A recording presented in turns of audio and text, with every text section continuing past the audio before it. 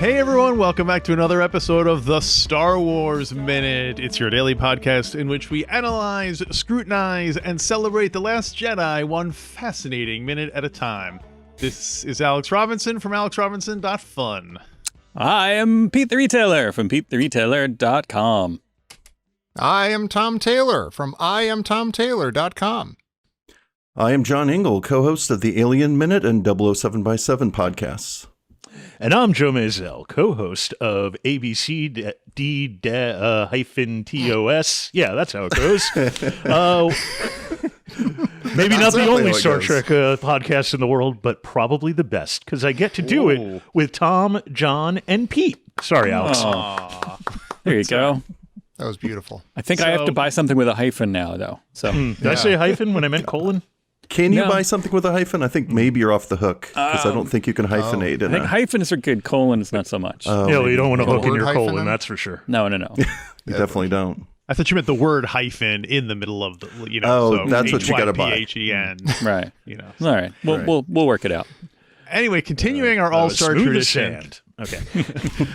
Yesterday we had the co-host of the Godfather Minute, my own brother, on as a guest, and now we are continuing the tradition by having the ABCDTOS gang here. Thanks for coming in, guys. Thanks for having having us. And let's talk about minute 127, shall we?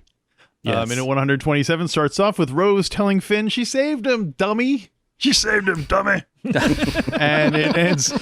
That was literally my first note. Come on, Bob. Oh, sorry. Did anyone not have the Fred Sanford note for that? Like, come on, everybody did. I mean, that was the didn't original casting of Rose, as I understand. I actually went for Ned Beatty and Network. You're on television. Oh, okay. Yeah. Oh, Anyway, it ends a minute later with Leia telling Pharmadacey that Corporal Katie Kilconnix that they fought until the end, dummy. I think that was Now what she's she was coming about to to say. So that's how we're. So she saved his life, dummy. Yeah. Well, back to the expanded Junkiverse from last week. We got a Fred Sanford up in here. Is this the debut of the word dummy in Star Wars? And are you even allowed to say dummy anymore? You're really not supposed to hope anymore, so, I 'cause I think. use it a lot, and I think it's really funny. Well- dummy is a funny thing to say, I think. I was recently told Thank you, Red there's Fox. Yes. there's a type of scene in a movie that we've all seen where someone's watching something go down, like through a window, and they can't hear any of it, but people are talking and they start arguing or whatever, and it escalates. And that used to be called a dummy show. That's what the scene was called. Oh. And I was told, I was writing one of those, and then I was told, but you can't call it that, okay? Don't tell anybody that that's what it's called. I was like, oh, okay. All right. I don't know. I haven't really heard the full explanation for why that is, but I was told that. So I assumed that all the references to dummy were referring to like a mannequin or a mannequin 2 on the move. On the move, yeah. I'm deciding that, but then doesn't the name for the mannequin, dummy, doesn't that come from it doesn't speak, it is dumb? I don't Could know. be. So then I sound like a jerk now saying that I think it's really funny to say dummy. It is funny to say dummy, and I feel bad about it, but it's still funny. Especially funny if you're because it's imitating taboo. Red Fox. Yeah. Yeah. Come on. I think it's only okay if you are imitating Red Fox. That's probably, I think we can all agree on that. So we assume that Rose is doing that here. Are you allowed to imitate Red Fox anymore? That's the other thing. Wait a minute. This What's is he why doing I'm an reading? iconoclast. Dummies. Yeah, I'm looking it up to see what the etymology, and it's just a lot of different definitions. People also ask what dummy means. So You know who those people are. yep. So it I guess it does. You're right that it goes back to the mannequin was named so because it did not speak, and Doesn't do a lot of things, come to think of it. it's true. Yeah, we like. I don't know why that's what they're like singling out. It can't walk. Right. It can't. Can't. It can wear clothes. That's about Except it. in that one Twilight Zone episode. Yeah, there you like go. a day. Yeah. I like the idea of like calling a get out of here, you no swim or something like that. Like other things that are Yeah. Plastic for You brains. no swim. no swim. Anyway, that's interesting that I'm I don't know. One thing that my mom used to say, which I never fully understood, which maybe this is a New York history. We need to call like Bowery Boys or something. But it's anytime anybody was just kind of if I was standing around doing nothing, she would always say like, "What are you standing around like a Myrtle Avenue dummy?" And so Like a softball team, the Myrtle Avenue Dummies. yeah, the Myrtle Avenue dummies. Is Myrtle Avenue in the textile district or something? Is it where is that? Is it the So wait. garment district? The garment district. That's what Right? Yeah. I don't know. Joe, you're from Queens. It's true. Hey, you dummy. You have any insight into the Myrtle Avenue dummies? I have no insight, but although I got really excited when you suggested that we contact Leo Gorsi and Hunts Hall to find out. Yeah, I think When we're you said gonna the have to get to Bowery the bottom Boys, of I it. assume that's what you're referring to. Absolutely. Well, I have a follow-up question. What am I supposed to call a ventriloquist's puppet then? A ventriloquist puppet? I believe it is called a figure. Oh, right. Like, but They have. Rose should have called him a figure. I think in the biz, that's what they call them. I think they get mad if you call them a dummy. I thought like but it's not really them. It's the puppeteer figure getting gets mad. mad. Yeah. Yeah. Wait, who They're gets mad? figures. Who gets mad? The figure gets mad? Is that what? Wait, Yeah, and then he murders people. It's awful. I've heard figure another gets term mad. for them, like shapes or something like that. Like super in the biz ventriloquists have really weird terminology for stuff because ventriloquists are really weird, basically. I love the idea that you've been hanging out at like a ventriloquist bar or something. Oh, Like, I heard I some gotta other do people something talking on about. Friday night. Maybe that's what my mom was talking about. The Isn't that right, ventriloquist bar Pierre? was on Myrtle Avenue. Yeah. That's the guys used to pick up ladies holding their ventriloquist figures. They were like, hey, baby, buy you a drink? It was a term of Don't pay endearment. attention to that, knucklehead.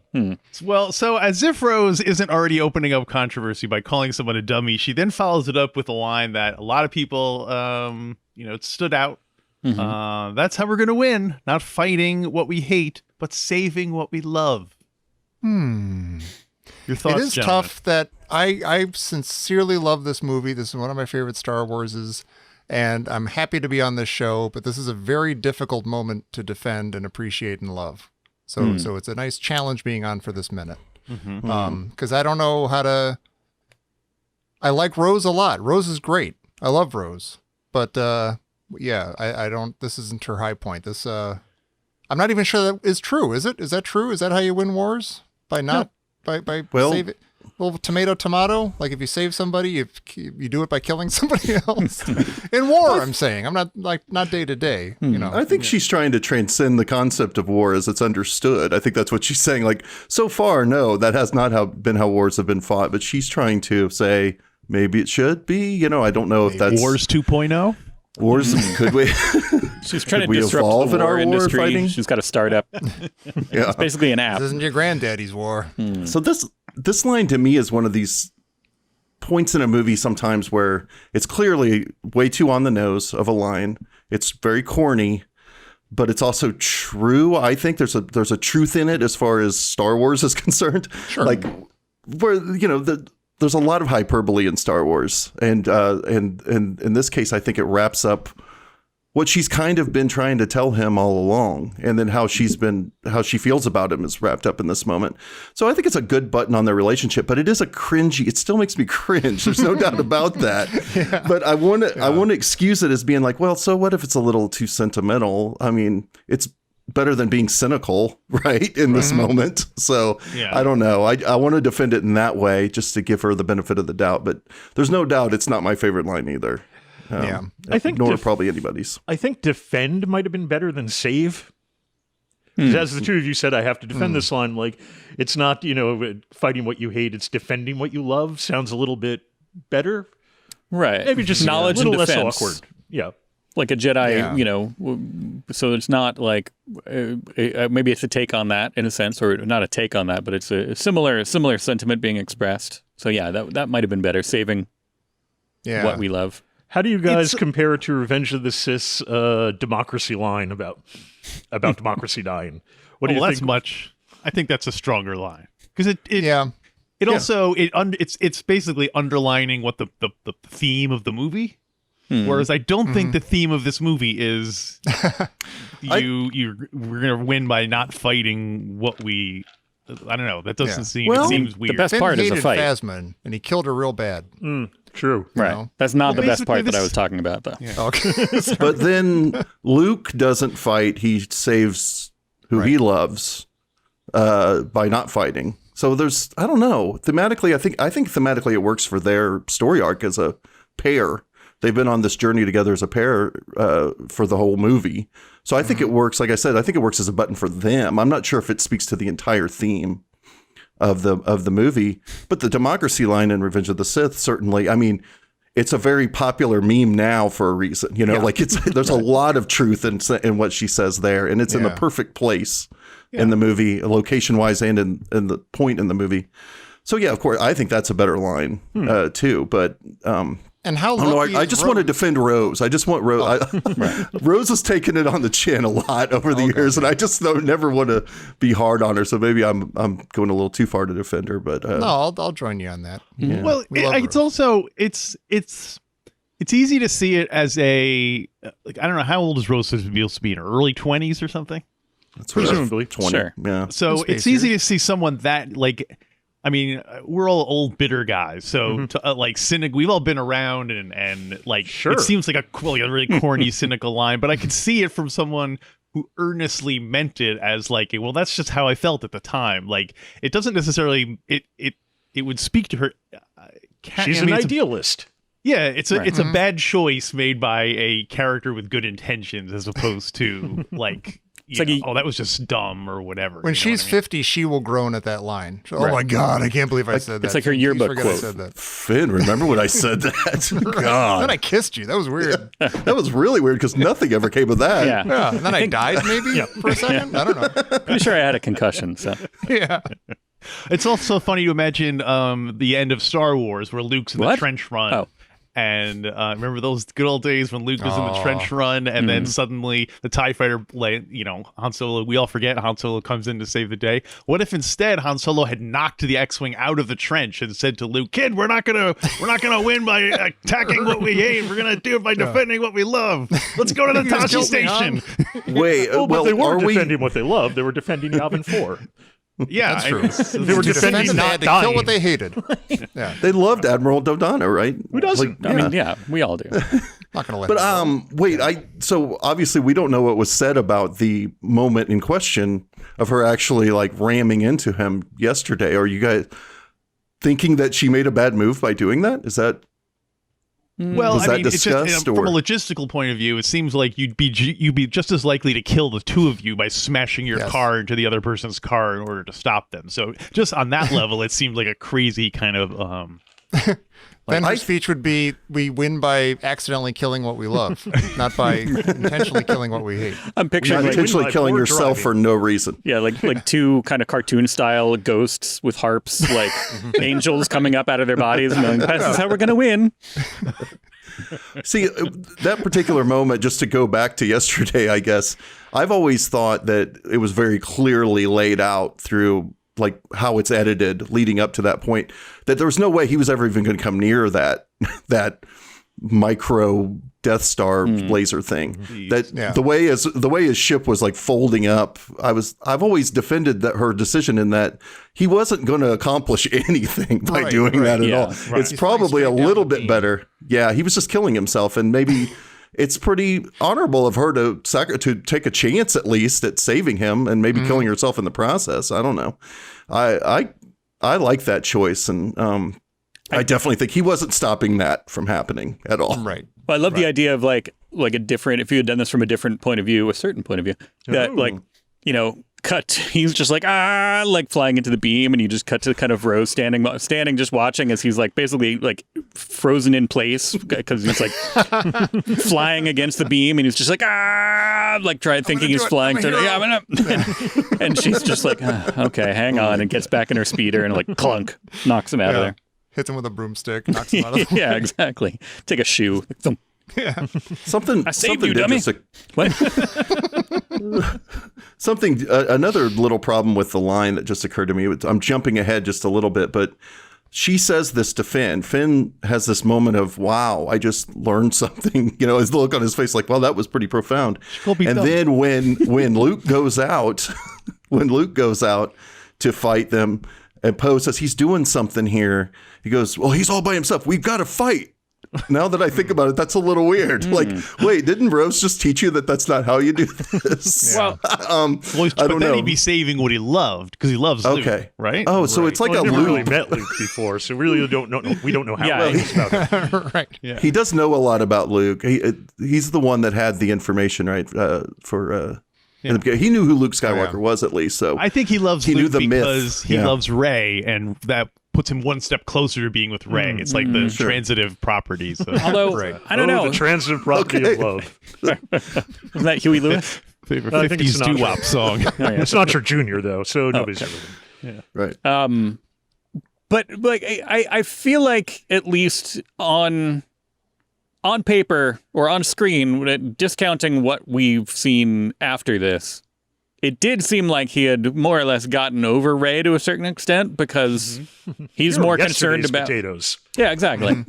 And he had kind of taken up the cause. He was more interested in hanging out with Rose, and then a couple minutes ago, I think in the movie wise, like Rey flies overhead, and he's like, "Yeah, all right, back to what we're doing here." He's not like, "Oh, I gotta go follow her." Like he's just like Like a dog chasing a car. He's just yeah, following. totally. Yeah, Chewie. His speeder goes like. "Meow." One last question about this. Well, maybe it's a question about this line.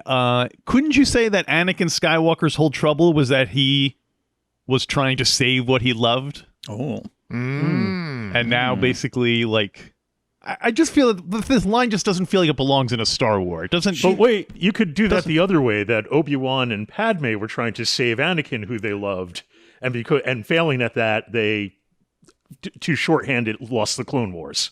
I know I'm being very overly simplistic with the plot of Revenge of the Sith. Right. I think you could say that Darth Maul was trying to, you could actually probably apply this to literally every character. He was trying to save his legs that he loved. I think Rose just needed another minute to expound on her point, but she went unconscious instead. Yeah. I think I suffered flowchart brain damage. I think I suffered a minor stroke in the crash. We're not. This is how we win, not by destroying what we hate, but banana bread to shoehorn flies. Later on, they ask her about it. She has no. She's like, I don't know what I was saying, but I was totally. She's like, oh my god, I didn't try to kiss you or anything, did I? No, that's cool. Nobody saw that. Puts his flowers behind his back that he brought her. No, Joe, would this line qualify as something that might end with man in our continuing conversation about that? You know what? I got to be honest. Despite the line's criticism, it doesn't really bother me, and I think that's just because by the time we get to that line, I'm already fully invested in the Finn-Rose relationship. So it's just sort of like, oh, that's kind of cute. Like, she loves him. That's nice. She may have phrased it awkwardly, but who doesn't from time to time? Right. Okay, but speaking of the Finn, But yeah, you probably could end it with "man." Defending what we love, relationship, man. like what is that Like they've been good pals this whole time, and now she kisses him, and it's unclear to me on screen. Is that a romantic kiss? Is it a buddy kiss? But are we supposed to think like, I guess they're boyfriend and girlfriend now? They're gonna go to the prom. This will be cool. This is foreshadowing the similarly awkward kiss that's going to happen at the end of Rise of Skywalker. So it's kind of a ring theory where you're like, are they siblings or what's going on here? First of all, I would like to see all the resistance fighters in the trench be like, ooh. But also, I mean, like, remember, it's everything has to be magnified, multiplied. It's like Mr. Savick said, like, it's like we have to add on. We have to make a code, basically. And so that a kiss in Star Wars is the equivalent of like a full-on sex scene. Like there's very few, there's very few actual romantic kind of escapades, and so like a kiss is like basically as hot as it gets. So it's like, oh wow, okay. Well, that makes the Luke Leia thing a little bit more problematic, Pete. A little more. But then, I mean, have we been seeing Finn and Rose that way this whole time to the point where, I mean, Finn looks flummoxed after she kisses him. It's like, wait, she just full on made out with me. I mean, to be fair, Finn looks according to what you're flummoxed saying, is kind of every scene with Finn. He does. He's still kind of new to the galaxy in some ways. Yeah. But Yeah, it seems like I wasn't expecting them to be a couple, and I'm still not sure after this kiss if they're supposed to be. I would have been like, Skywalker notwithstanding. I don't think so. I feel like I don't think so if Kelly Marie Tran had not retroactively ruined all our childhoods, then I feel like they would have. I feel like they would have been an item after this, but clearly they were just like, all right, we're not even gonna, we're not even gonna dwell anything on that. So blame Yeah. Ethan Van Full Sciver. retreat. Yes, exactly, And we do. Yeah. Man, I don't know. I think sometimes a kiss. I was just about to say a kiss is just a kiss. I really was about to say that. No, really, I think sometimes maybe we tend to read in. It's got to be black or white with the thing like that. I think again we talk about she's not in necessarily her right mind right here. I think it's just kind of it's just a kiss. I don't know if you have to read too much into it. As far as what they're hand, they can be quite continental. I mean, there literally are explosions going off behind them when they're. That's true. It is kind of like fireworks going off. This doesn't feel like the Earth moved. Right. Yeah, on some level, Right. this could be Finn's first kiss for all we know. I mean, he's grown up in a religious cult. You know, It's a That's what I train was- going into it. Oh, it's he had no definitely idea his what first she kiss. was doing. He thought she was going to try to bite him. So he's like, Right. "Whoa, what's going on?" Wait, here? why is it like CPR class again all of a sudden? What's going on here? They should have thrown in a call scene of him being 911. like, what are you doing? What is that with your mouth? Why did you put it on my mouth? What is this touching of the lips? Yeah. I want to say, Tom, you actually asked the question, like, what is their relationship or what kind of relationship do they have?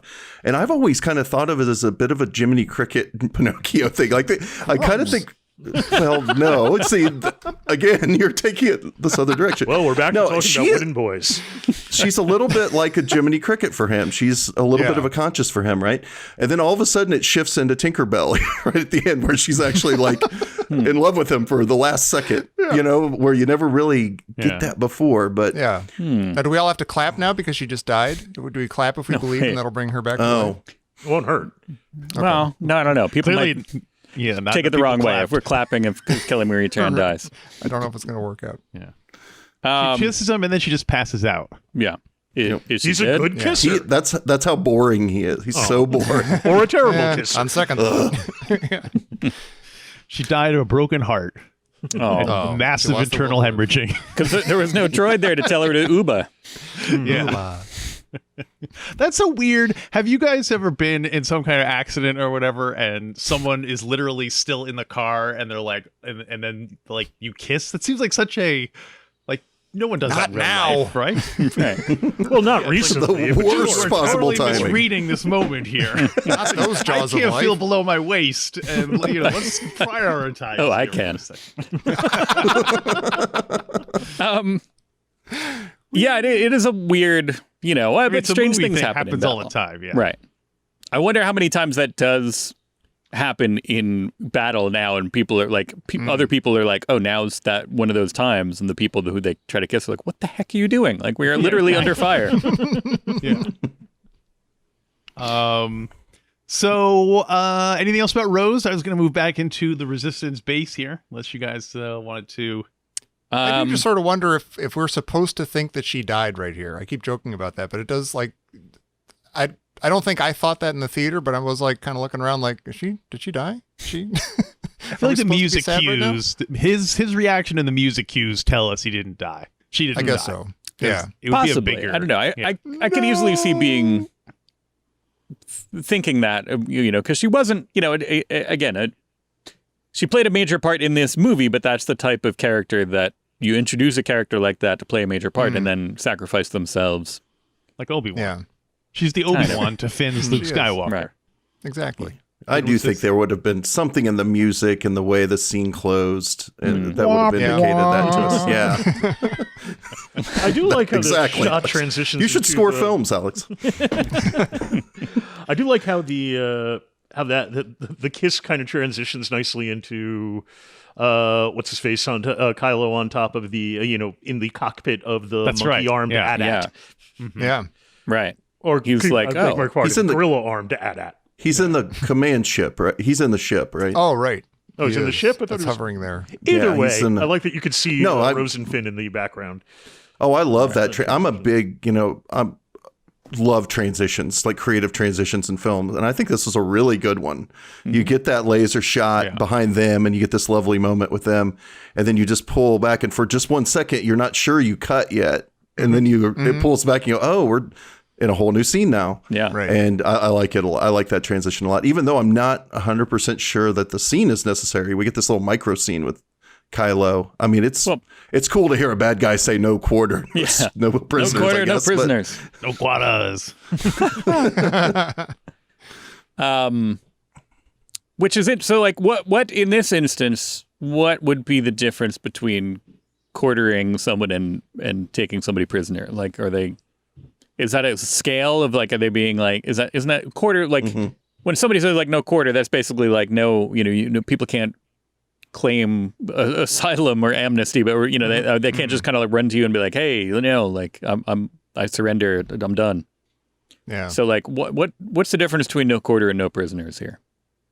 I think there's not much of one, but there might be a little one. The no quarter thing is basically like you said, no mercy.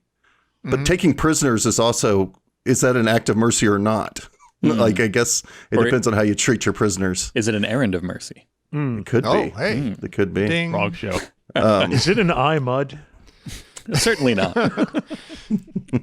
Is there in truth no Kylo Ren? Let's see. To give no quarter means to show no mercy, to award no clemency. Why is it called quarter? Yeah. That's basically no refusing to spare lives. Started with a literal meaning and eventually became an idiom. So the originally applied to military situations. If a victor was not willing to take care of prisoners, he would warn them that he would give no quarter, which is to house and feed a prisoner. One would give them quarters. Okay. Interesting. So like, So then it is the same as no prisoners? I guess so. Well, and it's like, yeah, I guess. It's like the equivalent of Worf saying, you guys know who Worf is? Worf would say a word in Klingon and then translate it for dummies. Right. It'd be my war sword. It's the same thing. It's like no quartering, and Huck's like, what? And he's like, no prisoners. No prisoners. Hux reaches into his pocket and be like, I got a dime. Yeah. I got 2 dimes and a nickel. Yeah, Kylo always has to do the Hux translation. Every time he says something, you realize, oh yeah, I got to dumb it down real quick for this dummy over here. What dummy mean? Doesn't that actually happen in the very next moment when we come back into the resistance? She's like, our signal's been picked up by everybody, but nobody's responding. And then the woman, I forget her name, she's like, they've heard us, but no one's coming. She's like, I just said that. I just said exactly that. Why do you have to repeat it? This is the worst bit of technical writing in the whole movie. This is some first draft stuff where you hand it over to somebody, they read it, and they put an X over the second line. They're like, don't need this, is what you're writing. Why in the world does she have to say the exact same thing in a different way? And it's done in this way because then they pan over and start to push into Leia, and I almost half expect her to say an even more grandiose version, like it's a rule of threes like joke, where it's like she says it, and then Leia says it in the most, we have sent asunder messages to the forest reaches, and nary a voice has been heard. It's not even repeated in a very different way. It's not like she puts it in like a more flowery tone or anything. Right. It's just, it's bizarre. It's really strange. Yeah. And you got Again, 3PO standing right there. To take the other side, I would just say that, like, the first person is just reporting the scene. The second person is lamenting it. She does. I mean, there's a different tone. Sad. Yeah, Right. but the second one, so the second one can't be sad? But it's a technician, right? The first one wasn't the... Who is it that's saying this? I forgot. I don't It's have little the thing. Billy Lord. Is it Cato and, Coconics? Right. Yeah, Okay. it's Cato Coconics, and I forget the other woman's name. Lama Daisy. Yeah, Lama, yeah. Larma. Larma. So, Larma. So we're giving that, basically what you're saying, Joe, is they're giving that character a moment in the scene to have an emotional response to it. So it's not just a technical readout, I just have to question why I think you could do that visually, or there's ways of her doing that without actually saying the same thing. You know, and I don't Leia know. has that emotional moment right now, right at the very end of this minute. She's Yeah. like, we Right. fought. Like she's reacting to the news that nobody's coming and nobody's responding. So you're saying they gave an extra line to Carrie Fisher's daughter. Gee, why would they have done that? I mean, I kind of like to think that I kind of wish that the original script, the line was, "Nobody likes us." Aw. Stupid them, that's what they resistance. should have said. F those guys. There is Carrie Fisher. basically there's a tiny bit of so like I said, Cato Kokonix is a technician essentially in this case, saying like, okay, like, yeah, like the signal has been broadcast and it has had time to reach everywhere where it needs to. So that's just like she's not saying, she's basically saying like, yep, it was sent and it had time to reach everywhere. And then kind of that next leap, I think somebody higher up the chain has to be like, okay, well, they heard us and they're not answering. She was not authorized to say that. She was just only authorized to be like, yes, technically the signal was sent and it made it to where it needs to be. She just no analysis on her part. She just Look, I provides did raw my job. My information. hands are clean. It's up to Exactly. them to decide what that means, whether or Right. not that means no one's coming or not. Right. Maybe they could have done it like a question. She'd be like, "We sent the signal out. No one's coming. We sent the signal out. No one's coming." That could mean Cut only to one everybody. thing. We sent the signal out. No one's coming. We sent the signal out. No one's coming. That's your musical number right there. Right. R2, they sent the signal out. No one's coming. Speaking of Creepio, I love that shot where he's, I don't know if it's sunlight or it's just a really bright monitor behind him, but it's almost like he's kind of silhouetted up against it. It looks Yeah. super cool Yeah. looking. So It seems like that should be his moment. Yeah. It's Yeah. almost like, he's like emerging from like the singularity or something. Yeah. They're But- showcasing the new model of 3PO Yeah. Right. at the trade show. The new protocol drone. From whoever but makes this protocol movie, droids. I mean, a lot of people have problems with it, the story, whatever, the plot, but you cannot fault that this is a good-looking, film. If you're Oh, watching it's it in a foreign beautiful. language and have no idea what they're talking about, there's still a lot of beautiful shots in it. Oh yeah, no, it's very Shot of handsomely mounted cinematography was. Yeah. Yeah, this scene in particular that we start off today and continues on through your week, I assume, is really beautiful, and it honestly was kind of the point in the movie that indicated how often I wanted to see this movie. To be honest, like I would go see this movie, and this scene was so beautifully shot. And then later, when we get Luke coming in and his moment with Leia, I told myself as the movie was playing in the theater for weeks on end, keep going back, and when this scene doesn't affect you anymore, you can stop going to see the movie. And it still has not stopped. Honestly, every time I watch this movie and it gets to this scene, it's so beautifully shot, and then the Luke and Leia moments and the 3PO moment that comes later, I won't comment on it, but it's really great. Is comment beautiful. on it. We can't. Well, I have a theory. I have a theory that I think that 3PO knows that Luke is not there. And I think it's a really subtle moment for him where he actually keeps his mouth shut for a change. I actually think he gets a good moment there because the wink is one thing and you can interpret that however you want, but it cuts back to 3PO and he gets a momentary reaction as much as he can react. And to me, every time I read it, I'm like, he knows he's not there, but he's not saying anything, and that's kind of cool. Because 3PO usually be like, wait, you're not really there? Yeah. Or Waving something. his hand Yeah, through come him. on, everybody, he's not talking really here. to? Maybe he shuts up because he thinks he's gone insane. He's like finally lost. He's Maybe. like, That could be. yeah. they're not gonna. Nah. I'm gonna keep Anyway. this to myself. They're all Yeah, going to die anyway. Why bother telling them they're going crazy? Yeah. Why would I want to go out on that note? My point being that this scene in particular to me was like the emotional moment, the big emotional moment of the movie that really worked on me. Yeah. And part of it was how beautifully shot it is. It is a lovely looking shot from that first. I love that monitor that you get at the beginning right before they pan over to her that we get in this minute, and all the backlighting, everything. It's really great. So you're right. I think this is one of the most beautifully, if not the most beautifully shot Star Wars movie. Anyone else have anything else about 127 or any other Last Jedi thoughts? Period. You just want to get off your chest while you have a forum to do so. I love this movie. I love it. This movie's I know a it has treat. its detractors, but I love it. Now, did you all saw it in the theater? As No. Yeah. It's No? the one Star Wars film I never saw Whoa. in the theater. Actually, that's Wow. not true. I didn't see Solo in the theater. Oh. Just Last Jedi just came out at this like awkward time, and I just didn't. In fact, the day after I met John in person was the day I bought it on Blu-ray. Yeah, me It's too. the day it came out on Blu-ray. It was the day it came out on Blu-ray. There you go. This is the movie I've seen the most times in the theater on its first run. Oh, wow. I saw it. My record is usually 7. I usually have a cutoff at 7. It was for certain movies. You have a hard and it's out not at a 7. conscious cutoff. I just look back and I go, I saw that movie 7 times. Why do I always stop there? But because this movie came out in the heady days of Movie Pass, when Movie Pass was full on crazy Wild West and you could see any movie you wanted. And I live right next door to a theater. So I would just I could watch a movie at home or I could go see a Star Wars on the big screen. And like I said, I kept telling myself, as long as it still works on you, keep going back. And I made it 10 times, which is kind of crazy. Nice. But I love this movie too. So.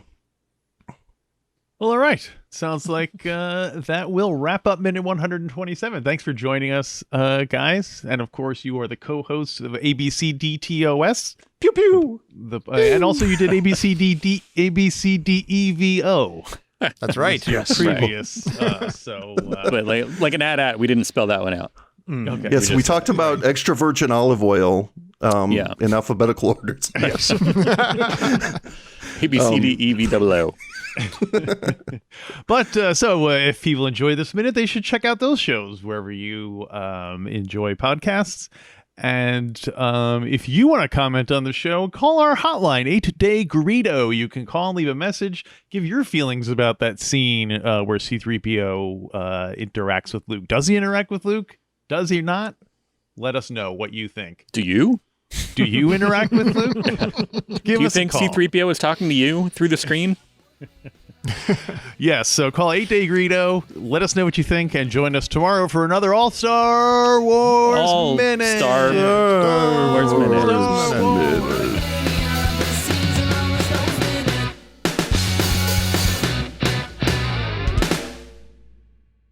Well, Mirror Mirror is my favorite episode.